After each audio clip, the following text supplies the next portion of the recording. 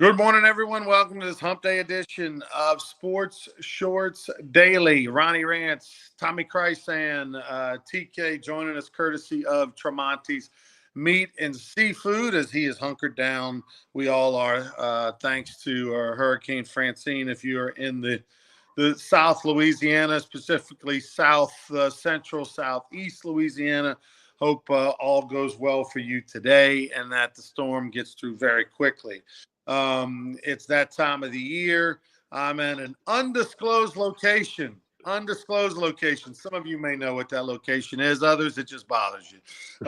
And I am presented by, of course, the Louisiana Sports Hall of Fame, and we are presented by LaBerge Casino. LaBerge Casino is where TK and the boys will be this Saturday morning, 9 to 11, Sports Shorts Radio, 9 to 11, take you right up until kickoff. I mean, kickoff's what, 11:05 or whatever at South Carolina. They'll be watching game day. They'll let you know who Lee Corso, what helmet he put, what headgear he puts on and all that kind of stuff.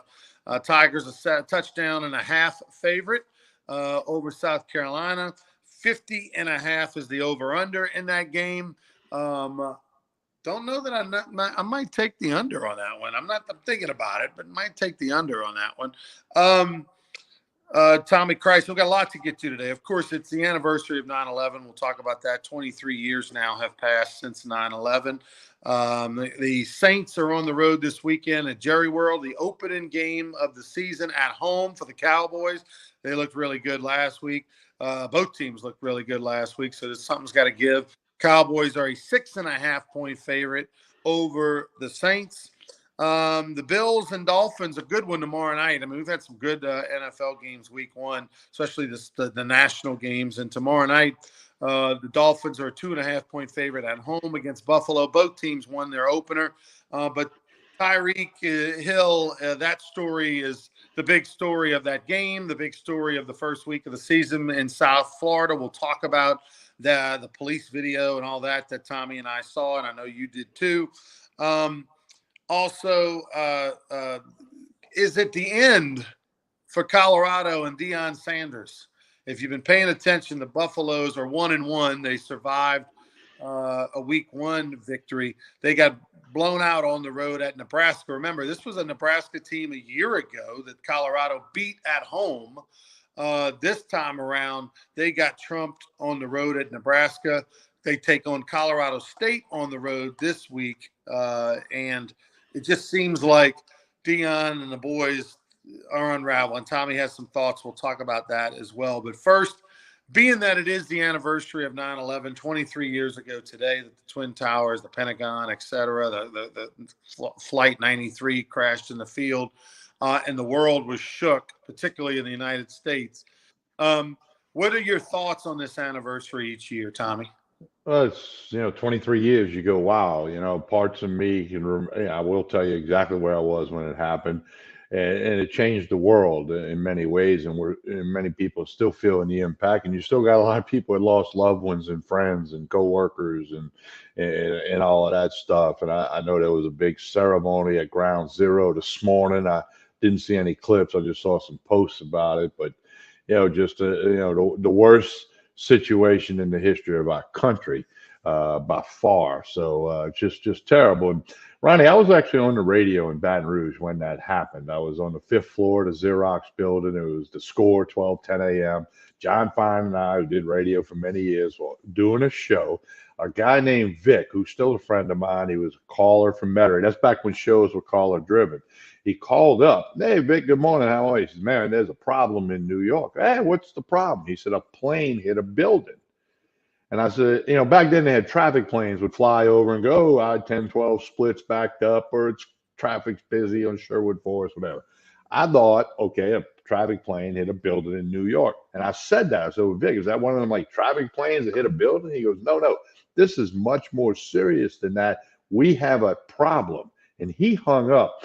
And within seconds, Bob Murphy, who still works over there at 96.1 The River, he ran into the booth, which we could see through the glass. Danny Church was running the board. and he pushed a button. He like ran in there and pushed the button and immediately put NBC News on, or whatever the news affiliate was back then, and cut us off the air like, boom, done. And the news comes on. And so like John Fine's like, what's going on here? We were buying airtime. He was worried about every minute. He said, what is this? And how long are we going to be off the air for? And Danny Church said, we have no idea. There's some major problem. And we were told to go to news. Well, we come out the booth within minutes, and there was the WJBO booth was 2 or 3 doors down from the Score. And we all piled in there. I believe Ed Buggs was on the air. I'd have to get somebody to remind me of that. We had like 10. We had like 10 people. I think it was Ed Buggs or Clarence Buggs was doing the morning talk show on WJBO. 11. It might have been Ed. It might have been Ed. All right, so we like 10 people, some of the salespeople who were already there, because obviously it was early in the morning, some of the office people, a bunch of us crammed in the WJBO booth, which was not a big booth, and there was a little bitty TV, like a 12-inch TV up in the corner of this booth for monitoring things. And we all got in there, and that TV was on, and of course JBO had switched to news, national news feed. And we were in there when the second plane hit the second tower. We saw it, we watched it with our eyes, like 10 or 12 of us crammed into this little bitty booth. And, and they're like, oh man. And they're like, okay, everybody still don't really know what happened. And now all of a sudden they said, nobody's going back on the air. Ed Buggs is not, John Vine and I are not, and whatever, the River, and whatever. They had a couple of other stations up there. I went home, because they said, we don't know how long this is going to be. So I went home and put the TV on and probably sat there for 10, 12 hours. Just, thought I was watching a movie. It was unreal. It was surreal. It's like, can this really be happening? I remember that one video of the people running down a street in New York with that cloud of rubbish, smoke, whatever behind them. And I'm thinking, that looks like, you're watching a movie, Hollywood, big screen. And I remember, and then of course, the information started coming out. We didn't know everything right away. We learned much more in the coming days and weeks, but that's actually where I was on the radio. And, it's a moment in my life and everyone who's around it that you're never going to forget. And I know it's all over social media today, never forget 9/11. And that's true because of what happened to our country and so many people who lost loved ones, family members, friends. Co-workers. All the first responders. That there was a picture the other day of that fire truck going across one of the bridges in New York, like whatever the ladder number was, and everybody on that truck perished minutes later when they went right into the ground zero area or the Twin Tower area. There's a lot of eerie pictures like that still coming up, and then of course, a lot of people have been interviewed this week who lost family members. So it's probably it's the most horrific event of our lifetime in the country's history. And then, of course, you were in Baton Rouge at the time too. Yeah. My story's not near as good. I just just getting ready to work, and had like the Today Show on or Good Morning America on or something, and was about to get in my car to drive to Lafayette.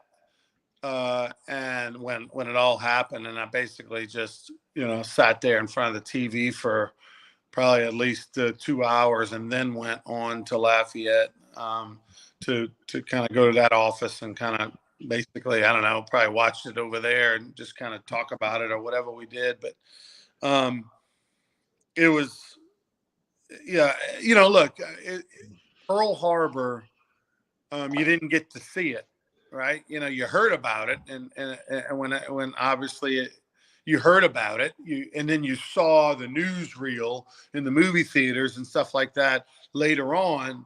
But this, we were watching live, like you said, it was like a movie because you couldn't believe it. And at first I remember when the first tower hit, the whole conversation about, is it a helicopter tour? Is it a new traffic plane? But then we were unsure, and of course you want to believe that it's not terrorism. You want to believe that someone didn't intentionally flash it.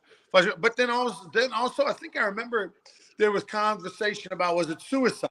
And at the first, when the first plane hit, we didn't really know initially like that it was a passenger plane. It took a little bit for the videos to get out, or for later on we saw, but like at first plane hit the building, it didn't say it was a 737 or anything like that, right? But then obviously once the second plane hit, then you knew, okay, well, this is terrorism and we got a problem. And then the reports start coming in. There's another plane hijacked and another plane hijacked. And it's like, oh, man, this could be World War III. But it changed a lot beyond just thousands, tons of people died, tons of people's families and were generationally in the city and everything was affected. And, we haven't talked about the Pentagon. We haven't talked about the field and Flight 93 and all that. But look at how we travel changed. Look, there was a lot of people. I dated a girl 15, 16, 17 years ago. She got anxiety after 9/11 and didn't fly for like 7 years, and she wasn't on any of these planes. She just, the anxiety of it that, oh my God, that affected so many people. I'm sure there was probably tons of people that didn't want to fly or couldn't fly or whatever back then because of the thoughts that were in their heads. Just a crazy time. We always will remember it for our generation and for those that probably are the non-Pearl Harbor generation. This is right up there with JFK's assassination. This is, one of those just giant moments in your life that you kind of mark in time before and after, before 9/11 and after 9/11. And I'm 52 years old. There's nothing that is more before or after than 9/11. I mean, we think of so many things now with that timestamp on it. And my brother-in-law, Case, he joined the Army right out of high school. Was so moved to want to help his country that he joined the Army. He later went back to college and everything, but just affected so many people's lives. But well, you make a good point. Pearl Harbor Day, that's my birthday, December 7th. Okay. So when I learned about it in school, it was different attention because it was, the day of my birth. But you're right. We didn't see it. We didn't feel it. We learned about it. We saw and felt, 9/11, the firemen and the policemen and the ambulance people and all the people working in the surrounding hospitals, and just something they'll never forget. All right, well, talk a little sports here. A couple of local stories, obviously, to get to. LSU. The line was 8.5. Now it's 7.5. Kind of been holding steady right there, over 50.5 at South Carolina. I will tell you that ever since game day was announced, there's a lot more juice to this game. I've talked to people, that I'm going to be in Dallas for the Cowboys Saints game this weekend. I'm going to go see my sister and everything lives in Dallas. But there's a lot of people that are now trying to get to South Carolina. That all of a sudden, South Kentucky, and now this is a game, and college game days there. Now there's a sense of urgency, I think, by LSU fans that can to go to Columbia. But with the hurricane and all happening, Tommy, and that distraction this week in Baton Rouge, the early kickoff, college game day, this is all not adding up very good for LSU. Yeah, and a lot of LSU fans want to go tell Paul Maneri hello, right? No, I'm just kidding. There might be some. Yeah, I'm sure some will do that. But yeah, I mean, this game, Brian Kelly walks back the running game, said after looking at the film, and coaches look at film differently than people, said it's not as bad as you think. Oh, okay, 64 yards on 21 carries against Nichols. I think it's pretty bad. But you're right. This has got, like, I'm going to steal your word, Ryan. There's a oogie feeling around this game. With what everybody in Louisiana is focused on Hurricane Francine, and schools are closed today and tomorrow, so everybody's routine is different, drastically different. Most, including Tremonti's, most places closed today. So I don't know, man. It's going to be curious to see how this game unfolds. Again, as I said Monday on Sports Shorts Daily, when the line came out that LSU was an 8.5-point favorite, I thought that was high. I'm like, holy smokes, that's a little higher than I would have guessed. It is now down to 7, depending on where you shop. And, of course, ESPN Bet Sportsbook has all that information for you. The morning kickoff, which typically on the road, morning kickoffs hadn't been good to LSU in the big picture. Game day there. It's for the first time ever. Yeah, there's a lot of layers to this matchup that you never would have dreamed of only 10 days ago. 2 weeks ago, certainly you wouldn't have said. If I'd have told you, Ronnie, back August the 28th, said, by the way, I think I think game day is going to be at the OSU South Carolina game. You'd have said, TK, stay out of the Jefferson Lounge day. You've been there too long. But it's a fact. And, LSU's been suspect in their two performances. South Carolina, went into Lexington. I think Kentucky's a decent team. They're not world beaters, but went into Lexington, a road game in the SEC. And then we got 16 teams in the SEC. South Carolina's in first place. Leave it at that. And beat them handily too, not Yeah, just yeah. You didn't get out of there with a field goal. They dominated. Yeah, no. If you told me last Saturday morning when we were on Sports Shorts Radio over at Fat Daddy's in Plaquemine that they would be the college game day, you'd be like, "What?" But the big win changed everything, and the lack of marquee matchups this weekend as well. Yeah, I'm not very confident in this one. I mean, I hope obviously. This is a giant game already, week 3 of 12, because now this is a game you can lose. LSU fans didn't have this one as really one that they were sweating that bad. This is a sweat. I don't care that 7.5-point favorite. It feels closer than that. It feels like a coin flip game to me, based off of what they did last week. And when you throw in the distraction, I mean, think about it. These are 18, 19, 20, 21-year-olds that their schedules are changing, the school's canceling, they're worried about their girlfriends and their families. A lot of them are from Louisiana. Do I evacuate? What are we doing? You got that distraction. And then, oh, by the way, we got to go over early. We got to get up at the crack of dawn. If they win by 1, you should be happy, LSU fans. Get out of there with a win and survive and advance. That should be the theme of this one, no question about it. And by the way, Brian Kelly talking about the run game isn't that bad after I had a look at it. Reminds me of the story, 1999, LSU baseball. Jim Schwanke is the hitting coach. And LSU won 3 national championships at that point, right? 91, 93, or 4, 91, 93, 96, and 97. 1998, they go to the College World Series. They're 2-0 at the College World Series, and then they lose the next 2, so they finish like 3rd.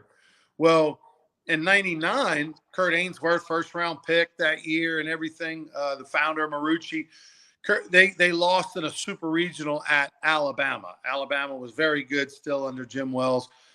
And so that, just to give you and then, of course, 2000, they win the national championship.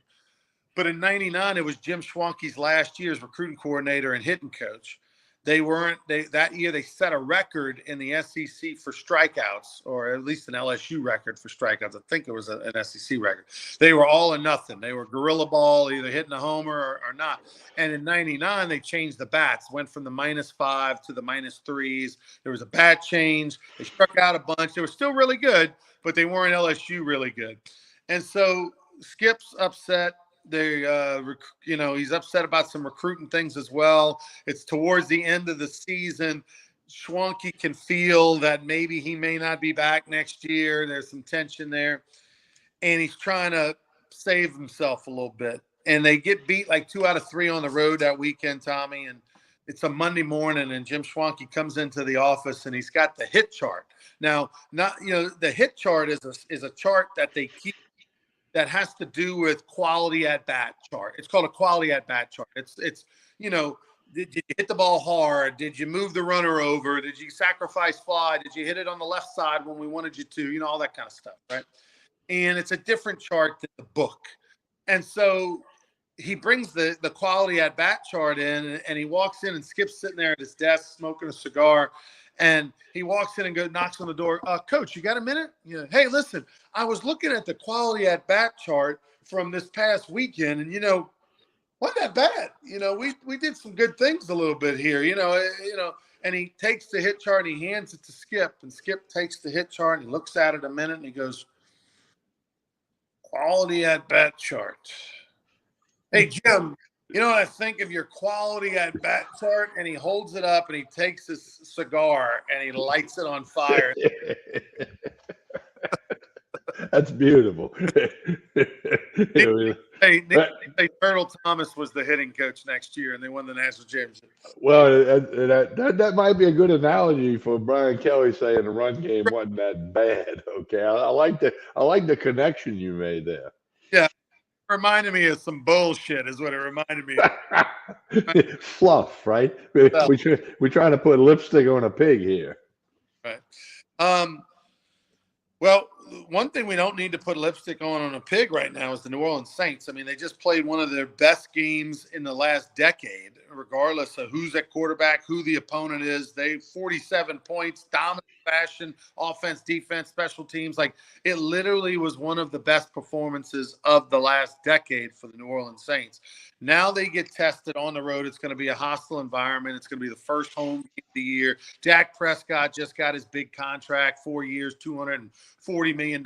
So he's feeling good. The crowd's fired up. Cowboys went on the road last week. So now you got these two teams that might have played the two best of any team in the NFL last week. They both 1-0. Something's got to give. I obviously, the bookies think that Cinderella's going to strike midnight on the Saints with a 6.5-point line, but I will be in that number with some great seats.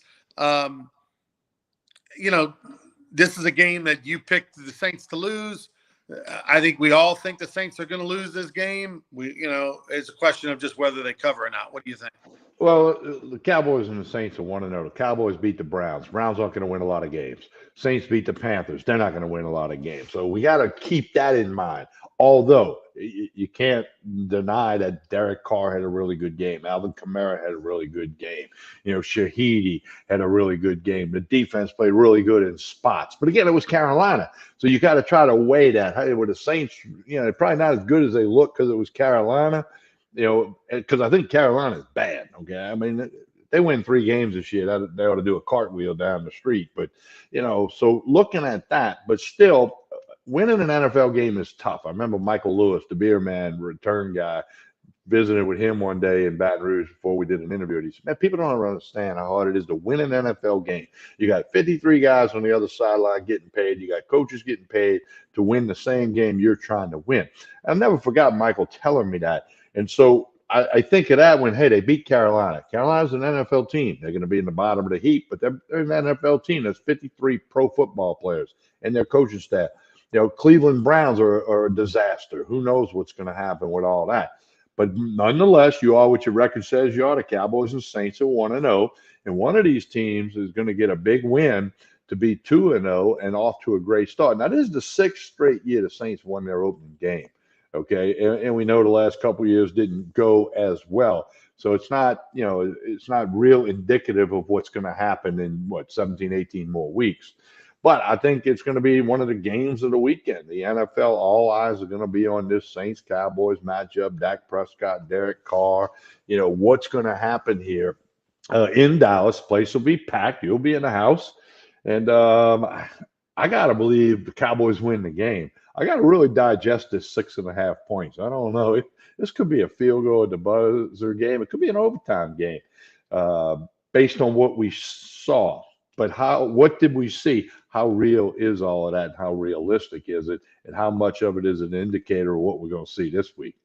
I think if you like the Saints and you think realistic chance of winning, buy the 0.5 point. Get the +7. That way, if you lose by a touchdown, you get the push, no blood, and you give yourself there. Field goal late doesn't you win? It'll be a fun one. Looking forward to it, man. When the games of the week at noon this Sunday from Jerry World, which most people think is the best venue in the country still for sports. And after going to Vegas and after being in Jerry World, Jerry World's better than the stadium in Vegas, and bigger and better and all that. So looking forward to it. All right, big game tomorrow night, Thursday night football. Tua versus Allen. Tua's 2.5-point favorite. The Dolphins survived. They looked bad for 3 quarters. Came in, had a good 4th quarter. Tyreek Hill with an 80-yard touchdown, field goal late at the horn, and the Dolphins win against who'd the Dolphins face?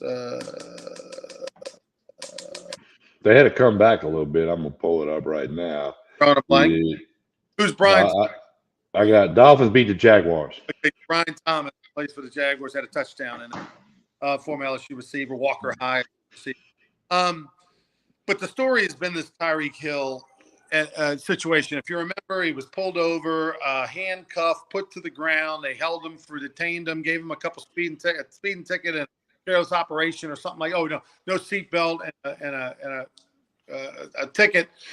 Released him. He played. Obviously had the touchdown. He did the celebration where he teammate acted like he was arresting him and walked him off the field.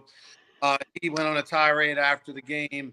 What we didn't know at the time was that Campbell, a teammate of his, was also handcuffed and held before they released him. He had pulled over his vehicle to find out what was going on and to help out, and they arrested him or handcuffed him, detained him, if you will, for a few minutes. Didn't issue him. So anyway, it's been a mess. The Miami-Dade. The sheriff's department, they released over 100 minutes worth of police camera footage, which is incredible considering the whole situation lasted about 5 minutes or so with Tyreek Hill, but yet they had over 100 minutes worth of camera footage from all the different police that they released. After watching the footage, my quick takeaway, Tommy, is that yes, Tyreek was being a pain in the ass. Yes, he was being uncooperative. If you listen to what they're saying when they walk up to the vehicle, he's not cooperating right away and all that. But the second cop, because the first cop finally tapped on the, finally said, get out of the vehicle. And you could see it looked like he was taking off his seatbelt and he was kind of getting there. The second cop came in, opened the door, yanked him out, and really escalated the thing and took him to the ground. I definitely think it wasn't going in a good way. Tyreek wasn't cooperating. Cop was frustrated, whatever. But it didn't escalate to the point of craziness. It was that second cop who came in who almost like I felt like wasn't privy to the whole conversation and what was going on. He came in and took it to the next level. I think there's going to be a lawsuit city. I haven't watched the video with why they handcuffed Campbell and what that. I saw that. Campbell pulled his vehicle over in front of Tyreek's. Okay, so he was driving, but he had a passenger, and he got out. He's on the phone, and he's standing next to his vehicle, kind of on the sidewalk, and he's trying to find out what's going on with Tyreek. Tyreek's in a $500,000 car. Okay, so Campbell knows who it is, and another cop goes up to Campbell and says, "Give me your license," and he must have said that 50 times. And Campbell's like, you can see he's trying to reach for it. Now Campbell was parked in the street.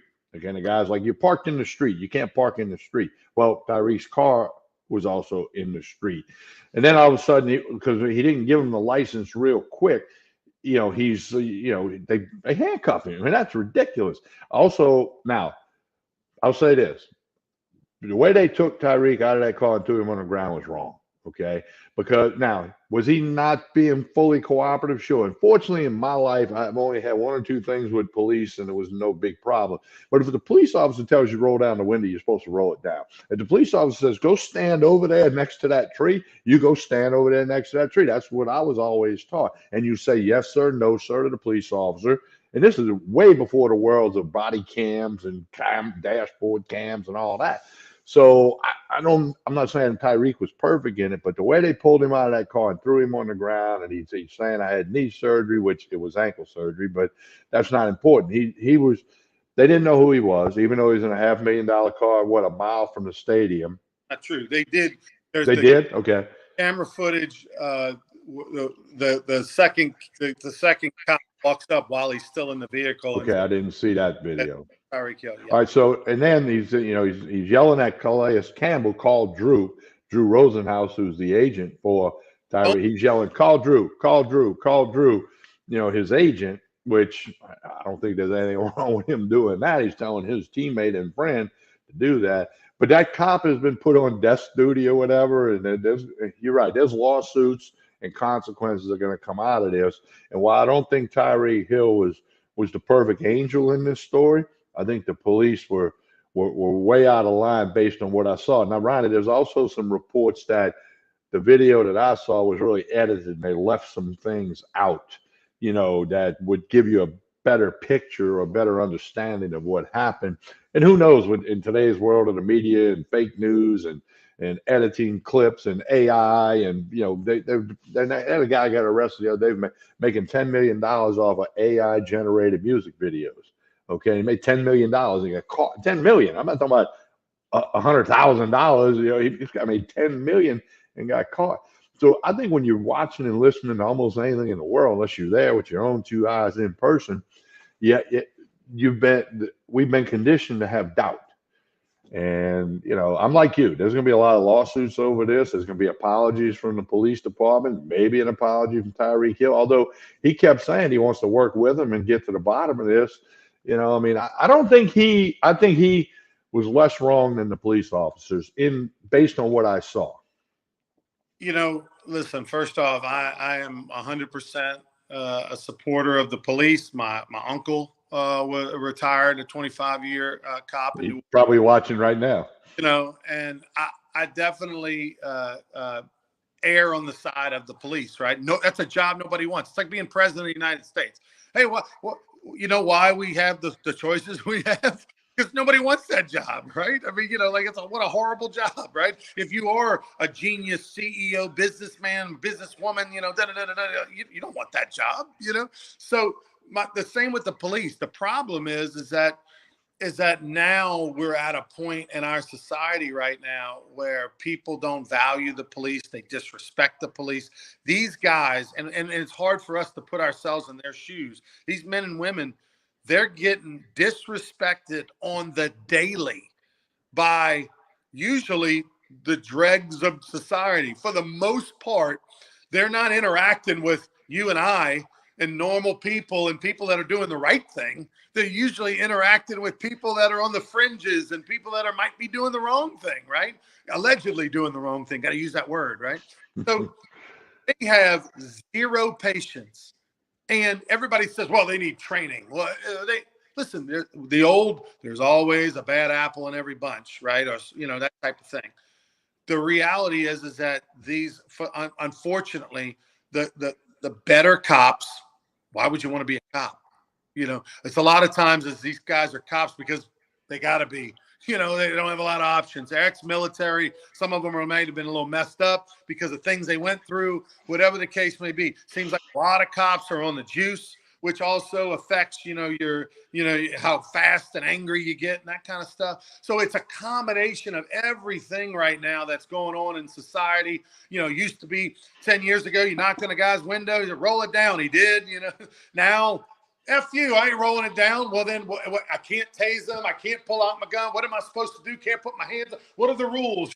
This some bitch won't listen to me. Like, what do you do? I mean, it's so crazy and convoluted and difficult now to be a police officer when we hold these police officers to a standard that's so high, but not the people they're talking to. They can disrespect them or not listen or tell them to go F themselves or whatever, but don't put your hands on them. Don't do this. Don't do that. Don't react. Don't do that. I mean, it's just so difficult. And at the end of the day, I watched a lot of the unedited version of this story. Tyreek Hill, could have de-escalated this thing at the beginning if he would have just simply did what he was supposed to do. Roll down the window, give him your stuff, keep the window down. He chose to be a smart ass and not listen and be aggravated. And then the second cop came in and just took it to a whole nother level. And then the idea of handcuffing the teammate, detaining the teammate when you don't even issue him a ticket, but you put handcuffs on him. I mean, it wasn't like he was being violent. I mean, it's just he was crazy. Talking on his phone. Yeah, they lost their shit. This is going to be a major lawsuit. It's Drew Rose have a field day. It's kind of a parallel of Scotty Scheffler at the PGA Championship. And then you had some video and you had some eyewitnesses and and that officer no longer works there. I mean, again, it's tough to be a policeman. Not many people. Both incidents took place less than a mile from the gate. One was from less than a mile from the gate of the golf course. The other was from a mile from the stadium. Well, and I mean, are the cops supposed to know that the Dolphins are playing and that this $500,000 car is probably a Dolphin player heading to the stadium? Let's hope they have enough awareness, right? Skip always said, hopefully they have enough awareness that Yeah, Not a HWA, that there's a Dolphin game a mile, how many blocks up the road, and that this half million, of course, as Dan Patrick pointed out, there might be a lot of $500,000 cars in Miami Beach. Okay. I mean, Louis Garcia's probably got two of them, but, so I mean, so maybe that, if we saw a $500,000 McLaren B720, whatever it was, everybody at the red light would stare at that car here in Baton Rouge because, you might see one. But maybe in Miami, there's more than one. Everybody tries to placate everything. Bottom line, I would say this: police have a tough job, and if a police officer asks you to roll the window down, Ronnie, I remember when there was a big controversy about whether you were supposed to get out the car or not if you got pulled over. Because I remember I got pulled over, I would roll the window down. I'm looking like, okay, does he want me to get out of the car or not? Because I want to do whatever he wants me to do. Because I got somebody I'm gonna send this ticket to and get it fixed anyway. So I'm just gonna go along, which happened a couple of times. And back in the day when you could get stuff fixed, I did get a couple of them fixed. I wasn't the only one. But anyway, so wow. We'll see what comes of that story down the road. Just like it took many weeks to get the whole Scheffler story at the PGA Championship. We'll see. Let's hope Tyreek takes an Uber to the game on tomorrow night. Yeah. All right. We'll save the topic of Deion Sanders and the Colorado Buffaloes till Friday. I got something for you. What's that? Isn't this the day that Louisiana Sports Hall of Fame announces the 2025 class? We were going to announce it, but because with the hurricane? Okay. Back to next Wednesday. 18th. So next Wednesday. Okay. I remember you saying that. And then, of course, we got the hurricane, the 9/11. Maybe I should have thought of the 9/11 thing. But anyway. 11 thing we could have been okay with. Unfortunately, people are used to it now, and it's obviously it wasn't like it was last year, right? Yeah, then but, you wouldn't. But because of the hurricane and it be all the news stations, sports, half hurricane coverage, we punted to next Wednesday. So we'll announce the 2025 Louisiana Sports Hall of Fame class next Wednesday, September 18th. All right, no doubt about it. Again, Tremonti's Meat and Seafood closed today, like many, many, many places are. But if you get out, don't leave the house unless you have to. I don't have to. I'm not going to. But if you going somewhere, make sure somebody that you're going to see is open or whatever. All schools are closed. Everybody's routine is different. But Tremonti's, like everyone else, planning on opening up tomorrow. Quick note for you, Ronnie. Court Street Cafe, they got their steak night on Saturday nights. It's now Tremonti's ribeyes, Tremonti's fillets being served at Court Street Cafe. Jason and Court Street and Mike Tremonti have a deal. They're also using some of Tremonti's sausage in their gumbo at Court Street Cafe in Port Allen. So great to see two of our sponsors and supporters mixing it up and then doing a little business with each other. That's much appreciated. And more reasons for everybody to like and share this show and stop by the LeBare's Casino and all the other sponsors that we have. And again, Saturday morning, Derry Beckwith and I will be live and in color from the ESPN Bet Sportsbook 9 to 11. All right, for Tommy Christ and Rance, hope everyone stays safe. Prayers to South Louisiana that we get through this very quickly. Friday morning, we're back on the. Well, I can tell light rain. I'm looking out my windows right now. Light rain in southeast part of Baton Rouge, St. George, where I live. Prayers for Demco, Tommy, where I'm at, and Denham Springs, that the power holds tight. But when it does go out, it comes back quickly. I've got the air down real low. I got the car full of gas, so that if I got to go out and sit in the AC for a couple of hours, charge the phone. That's the other thing. People, you can charge your phone in the car if your vehicle has gas and you don't have power. Let's hope everybody keeps the power on. All right, for Tommy Christ and Ronnie Rance, thanks for watching Sports Shorts Daily, presented by LeBare's Casino.